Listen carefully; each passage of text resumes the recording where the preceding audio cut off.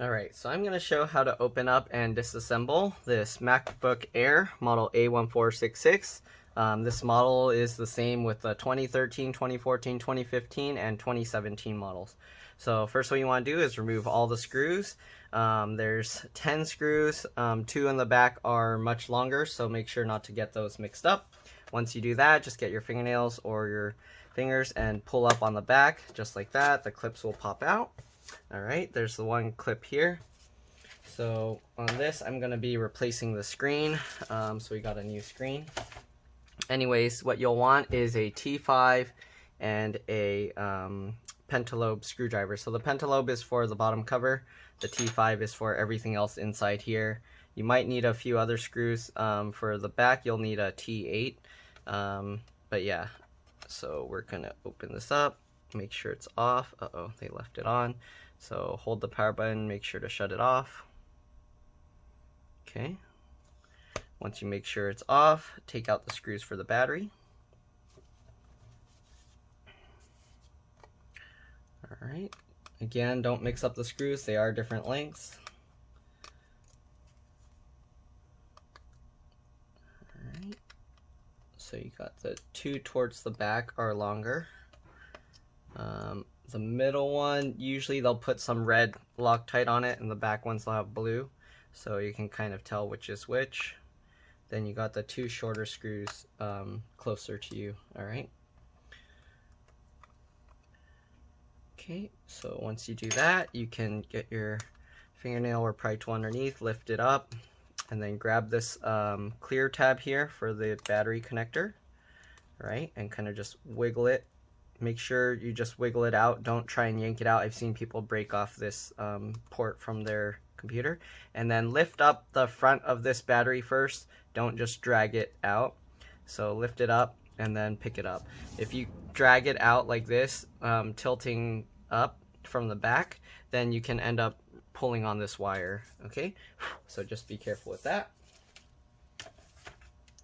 Alright, so here you can see the trackpad cable, which also has the keyboard connected to it. So the keyboard's a little tricky to remove. You have to kind of lift up the flat cable and then kind of push this forward to keep it bowed out. And then after that, you can lift the little connector up. So just like this one, there's the little tab. You can lift it up and then you can pull the cable out. On this one, the tab is on this side, so don't pull on the other side closer to where the cable connects. And then you got the keyboard the keyboard backlight cable.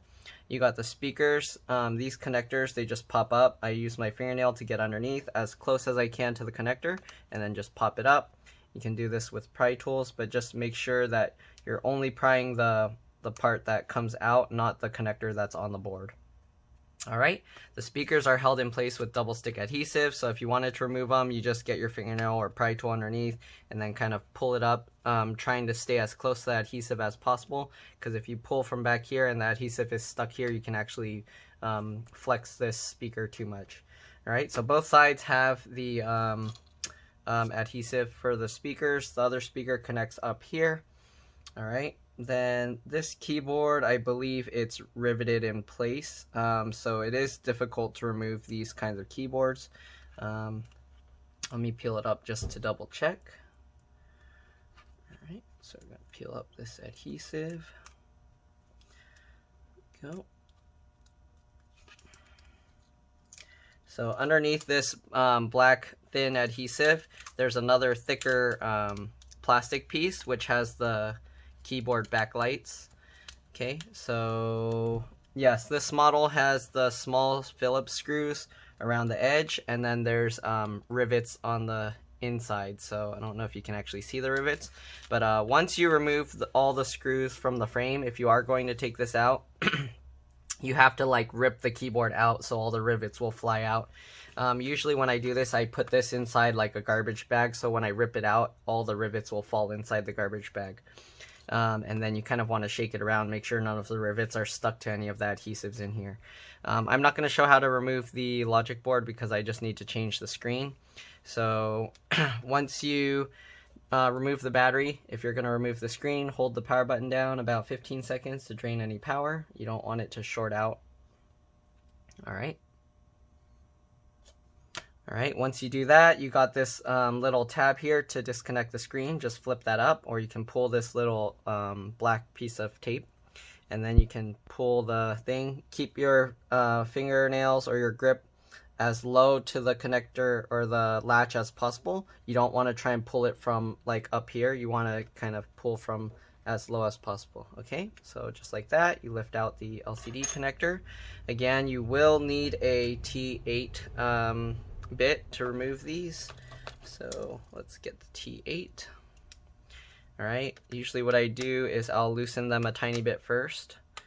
All right, just like this. We will have to remove the this other connector. So there's this board here with the charge port, the USB port, and then the headphone jack, so we'll have to remove that. So to remove that, you pop up this connector, so just lift it up like that from underneath.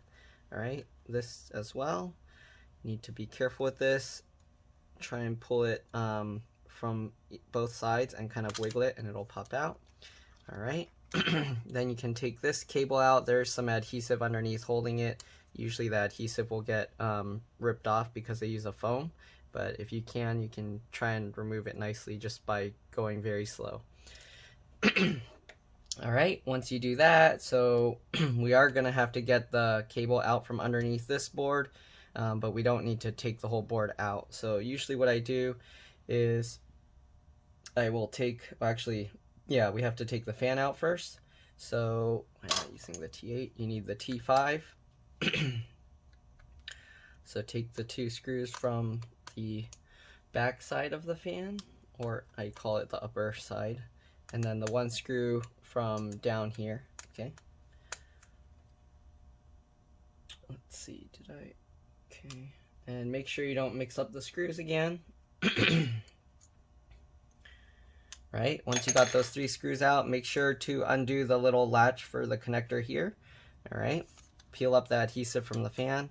Once you do that, you can lift the fan up, and then I try and use my finger underneath to pinch the cable so that it doesn't yank, and then pull the cable out. So I pinch from the bottom like this to keep the cable from kind of getting yanked on. All right. Once you got that, we can pull this cable out. So if this cable is in the way, you can remove that. Just grab as close to the connector as you can, because you most likely can't grab from the actual connector itself, and then kind of just keep wiggling it. All right, you don't want to use a lot of force to pull backwards. Just keep wiggling it, and then the connector will come out just like this. Okay, same thing with this connector. You can use a tool to kind of pull this out, because some people, if they yank on this cable, they end up breaking this is the eyesight or webcam cable. So what you do is you grab that and you just, same thing, wiggle it and it'll come out. But some people, they just pull straight back and they rip this connector out, so be careful with that. This cable is tucked underneath this board as mentioned earlier, so I will take out this 1 screw. Sorry, there's the 1 screw there. Okay. Once you got that screw out, then you can lift this board up slightly. You can unthread this cable from there, and then you can pull it out just like this, okay? It goes into this little notch here, so just keep that in mind. Let's see here. Oh yeah, then you also got to remove the wireless antennas. So the 2 wireless antennas are here. Just pull them up from the back of the tail. Just pull straight up like that. All right, you don't want to try and pry from the front or you can damage it. So just pull up like that. Once you do that, you pull these cables back, and then it's slotted in here, so you have to guide it out, okay? So just guide the cables out. Let's turn this because I can't see. All right. Why is it stuck? Usually it just comes out easily. So you might have to work this cable around, twist it a little bit to get it out from between the board and that piece. And then also make sure the rubber piece stays in place, but you will have to get the rubber thing or the antennas out from underneath the rubber pieces of the fan. Okay, so it goes out like that. All right, if you're wondering, there's also this connector under this black piece of tape pull tab, and under that there's a connector just like all these other connectors. That's for the microphone. Okay, so then this is the wireless card. If you want, you can remove that screw. It'll pop up at an angle and then you just wiggle it out. Same thing with the SSD. I believe I mentioned everything else that's on the board. The CPU is soldered to the board, so you can't change that. Okay, so now we're going to remove the screen. To do that, open the screen slowly since I loosened the screws back. Usually open it over more than 90 degrees. Then turn it over and hang the screen off your table. Okay, so as you can see, it's hanging off the edge of my desk. And then we got the keyboard laying on the table. All right, once you do that, you'll remove all 6 of these screws. Okay, just like this. I like to keep the screws in order, even if they're the same size. I like to put the same screws back where I got them from. Okay, so keep that in mind. I just lay them out in a pattern on my table to keep it in the way that, how would I say? I just lay it out in that pattern so that way when you go to put them back, you can tell which spot it came from. All right, once you got all those screws out, you can lift the screen out. Just be careful because some stuff might get caught underneath other components. And then as you remember, I opened the screen more than 90 degrees, so that way I can let the screen fall down a little and the hinges will pop up.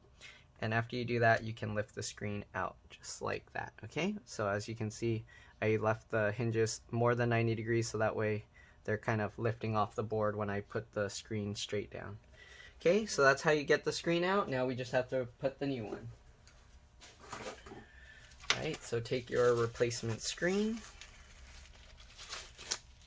Again, hopefully you remove the battery because that's very important when replacing screens.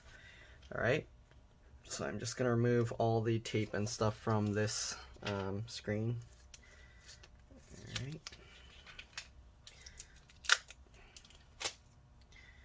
Alright, you don't need to see this part, but that's what I'm doing. Alright, just get all the adhesive and everything off the replacement screen. Okay, you can leave the back screen protector on because you're going to lay it down and you don't want it to get all scratched up. So same thing like this. Usually the hinges will be folded down. If they are and you need to open them, just take your T8 screwdriver and then just use that as a lever. So stick it through the screwdriver hole and then you can use that to lever the thing. Make sure if the thing is closed all the way that you don't poke into the screen because you don't want to damage it. So just do that, okay? Alright, so now we'll turn the thing back over. Same as before, open the hinge up all the way more than 90 degrees, have the thing hanging off the desk. Make sure you got the cables up so that they're not gonna get caught under the screen. And then just drop the screen in like this. Alright, so I use my legs to kind of hold the screen up. Alright, after that, put the screws in. So usually what I'll do is I'll just lightly put the screws. One other thing, let me double check this. So, okay. Yeah. So that hinge piece, it will hang down into there, into the groove here. So keep that in mind. Alright, this metal bracket is a tiny bit bent. So what you do is you put in the screw, but you don't put it all the way tight because you need to line it up. So lightly tighten in the screws. Okay, make sure it's going in. Oh. There we go. Guide the wires over. Okay. So again, don't tighten the screws all the way yet because you will have to align it. If you want, you can tighten it all the way, but then you have to loosen all the screws afterwards in order to make sure everything is lined up. Okay, so just like this. Put back all the screws. I don't know if you can even see what I'm doing. There we go. Okay, so once you got all the screws loosely tightened, then you want to close the screen. Again, you want to do this slowly. Don't just slam the screen down because you can damage stuff. Alright, so close it lightly. So this thing isn't really sticking well, so I'm taking it off. I have this foam pad to keep it from getting scratched. Okay, so once you got that, as you can see, the screen's not really aligned, so I use my fingers to kind of push it to guide it. Okay, you might have to tighten the screw to get the hinge all the way down and then release it. Alright, just like that. And then after that you can align the screen. Okay, so I just use my fingers like this on both sides to kind of pinch it together and then tighten it down. Alright, just like that. And then go ahead and tighten all the screws. Usually for the hinge screws I will add Loctite, or not Loctite, thread locker, just because you don't want these screws coming loose. I'll put that after I get everything in place. Okay, so tighten up all the screws. Alright, then you got this cable. Again, you want it to go over the top, just like this, into this little slot, and then underneath here. Alright, the gold pins will be up, will face up. Get the connector in. Once you get the connector in, I use a screwdriver to push the little wings, and I'll alternate back and forth, left to right, until it's seated completely. Okay, so just like that. Now the thing is seated completely in place. You can plug this cable back in. Well, usually it's easier to put the fan first because those cables might actually cover the screw holes. So I will put the fan first. Make sure you plug in the connector. Alright. So I'd like to tuck it underneath the rubber piece first, and then we will line it up so that the connector goes into the socket. Alright, push it in place. Once you got it in place, push the little latch back down. Alright, got the fan in place. Take the screws, put that back, tighten it lightly.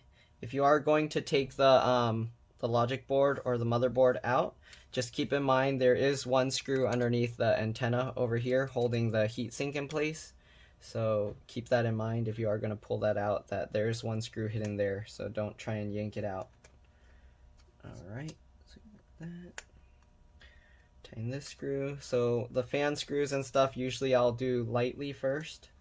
To put this, make sure this thing is lined up. I will usually take my charger while it's unplugged, but I have this little adapter, so I use that instead. I just put that in the charge port. Make sure to pull on it to keep it lined up with everything. And then I'll take the one screw down here, tighten this up. Alright, oh, you can't even see what I'm tightening, but yep. So this one screw, tighten that up, okay? Then you can take this little thing out. Alright, the fan, pull it as close this way to the heatsink to make sure that, or the radiator, to make sure that it has a better air seal. Okay, and then tighten up the screws. Make sure you tighten all three of them. Alright, then we'll plug this connector back in. Just like that. Push it in all the way. Alright, make sure you connect the LCD connector. Again, you want the gold pins to be facing upwards. Is that upside down? Actually, let me make sure, because I don't want to give you wrong information. Yes, the gold pins should be facing upwards. Okay, I don't know why this one is upside down, so I'm going to have to flip it over. Okay, so we'll flip the cable over like this. Make sure that the gold pins are facing upwards. That's important.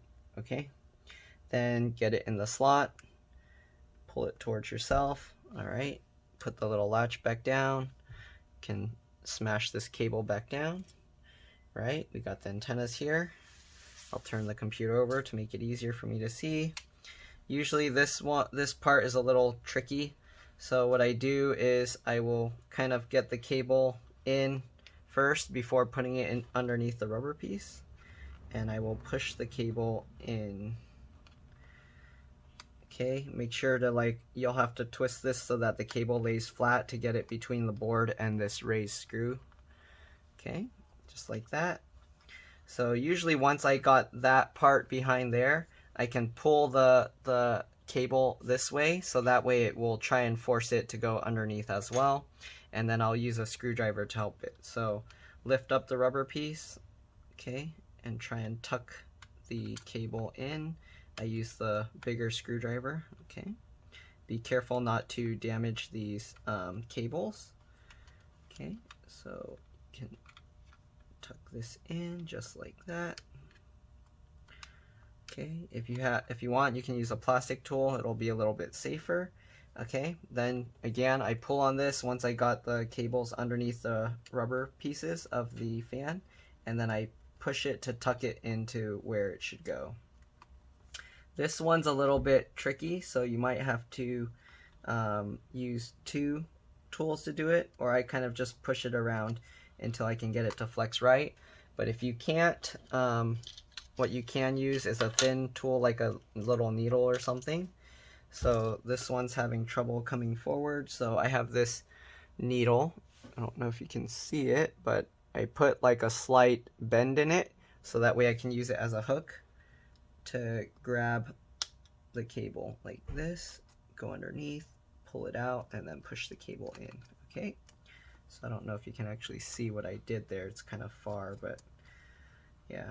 All right, and then just guide the whole cable all the way down, and then make sure to keep tucking it underneath in between those metal posts. I mean, technically they don't need to be tucked in between those metal posts, but I like to put it back the way I got it. All right, so now that you got all of those, we will reconnect the wireless antennas. So guide the antennas back through these little notches in the board. Okay, just like this.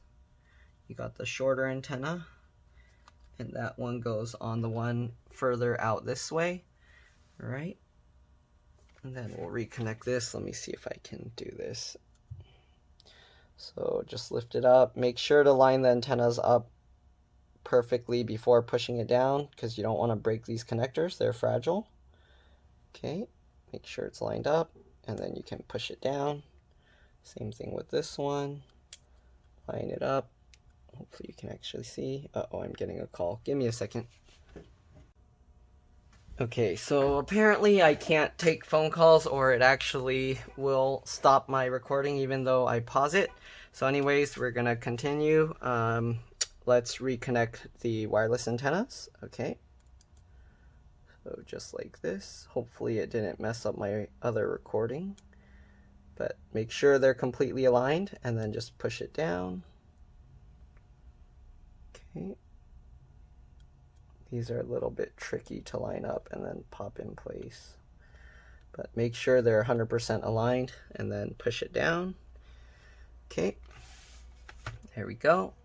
So you got all the antennas in. Again, I like to put Loctite or thread locker for the hinge screws, so I'm going to do that.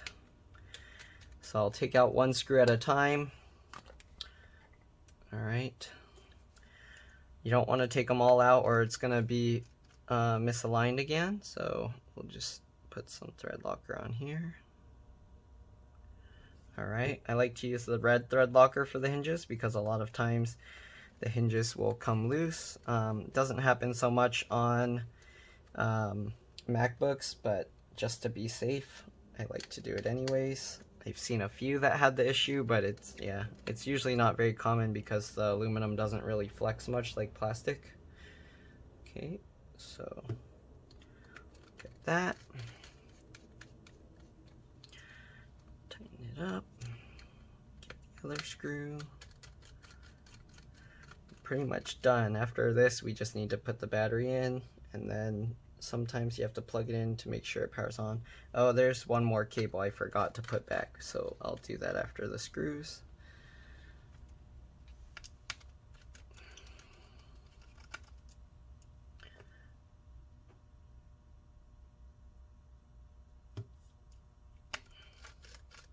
I think I might have to disconnect the cable to remove these other screws. It's kind of in the way. Let's see.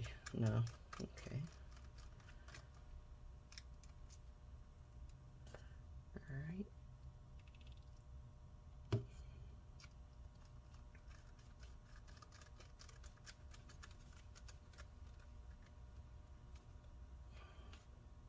Make sure the screws are tight.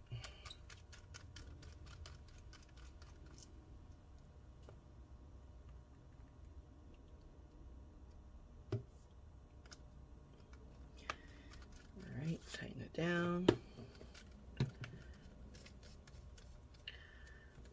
So, there we go. Now we got that. Alright, once again, make sure that this is pulled in tightly. Okay. Sometimes these, if they're even a tiny bit loose, it won't display the video, so be very careful, make sure it's in. Okay, then we got this one cable to put back. Make sure you put it the right way, you don't want to put it upside down. Okay, just line it up. It's a little tricky because you can't really see where it's plugging into, but you'll know because when you move your finger over it, if it's lined up, it shouldn't move. Then you just snap it down. Alright, tuck those other little cables back down. Okay, line it up and then pop it in. Right, now we'll need to put the battery back. I will clean out the dust a little. It's not very dusty, but usually I'll clean it out anyways just to be safe. Okay, drop the battery back in, and then I'll put the middle screw in first, and usually that should be enough for so I can turn it on to test it. If you're doing this, you want to put the cover back on before you test it, just to be safe if you don't know what you're doing, because you don't want to touch this bottom piece on anything that can conduct electricity. Alright, so anyways, we're going to power it on, make sure it's working. So the fan's spinning, that's a good sign. I'm holding the option key. You don't need to do this, but I'm doing this because I don't want to show my customer's login screen. Alright, so here we see the Macintosh HD boot screen. So that's good.